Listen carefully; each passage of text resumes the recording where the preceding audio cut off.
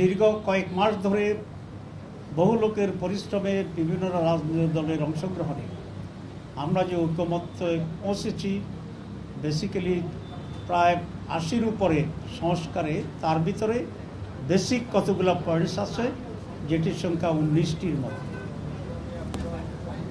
এবং এখানে আমরা সকলেই সিগনেচার করেছি।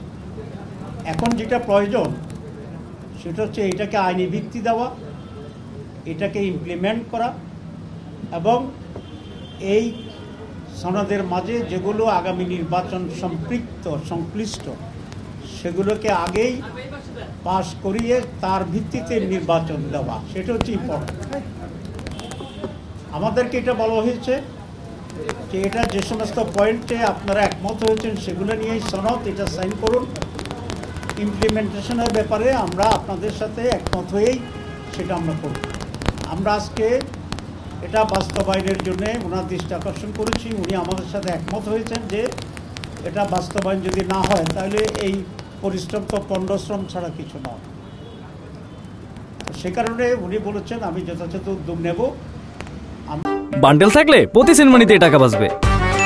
বিকাশ সেনমানি বান্ডেল কিনে জিতুন প্রতি লেনদেনে। আমরা সেখানে বলেছি একটি আদেশের মাধ্যমে এটাকে সাংবিধানিক মর্যাদা দিতে হবে।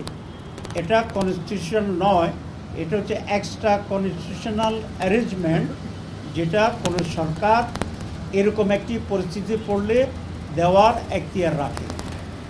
এবং উনি আমাদের সাথে একমত হয়েছেন যে একটা আদেশের মাধ্যমে এটা হবে। কারো কারো কাছে এটা কেউ বলেছেন অধ্যাদেশ দেওয়ার জন্য, অধ্যাদেশ খুব দুর্বল, অধ্যাদেশে এগুলার সাংবিধানিক মর্যাদায় যাওয়ার মতো স্ট্রেংথ অধ্যাদেশে নেই, কিন্তু আদেশ ইজ ইকুইভ্যালেন্ট টু সাংবিধানিক পরিবর্তন পাওয়ার এবং অথরিটির দিক থেকে। ইতিমধ্যে অনেক এক্সপার্ট কমিটি, ঐকমত্য কমিশন তৈরি করেছে, তারা বৈঠক করেছে। আমরা আমাদের এক্সপার্ট কমিটির সাথে বসেছি, আমাদের এক্সপার্ট কমিটি আবার ঐকমত্য কমিশনের এক্সপার্ট কমিটির সাথে বসছে, এখনও সেই বসা অব্যাহত আছে, এবং সকলেই এই পরামর্শই দিয়েছেন যে একটি আদেশের মাধ্যমেই এটাকে বৈধতা দিতে হবে, আর সেই আদেশের উপরেই গণভোট হবে। আমরা এটা ক্লিয়ারলি বলে আসছি, উনি আমাদের কথায় কনভিন্সড হয়েছেন বলে আমাদের মনে হয়। আমরা আশা করি সেদিকে যাব। ২ নম্বর, আমরা গণভোটের ব্যাপারে বলেছি। আপনারা জানেন গণভোটের ব্যাপারে বিএনপি কোনোভাবে রাজি হচ্ছিল না প্রথম দিকে। আমরা এটা জোর দিয়েছিলাম, কিন্তু শেষ পর্যন্ত বিএনপি গণভোটে রাজি হয়েছে। আমরা বিএনপিকে ধন্যবাদ জানাই। এখন তারপরেও তারা একটা জটিলতা তৈরি করার চেষ্টা করছে, সেটা হচ্ছে গণভোট এবং জাতীয় নির্বাচন একদিনে হইতে হবে। দুটো একেবারে আলাদা জিনিস।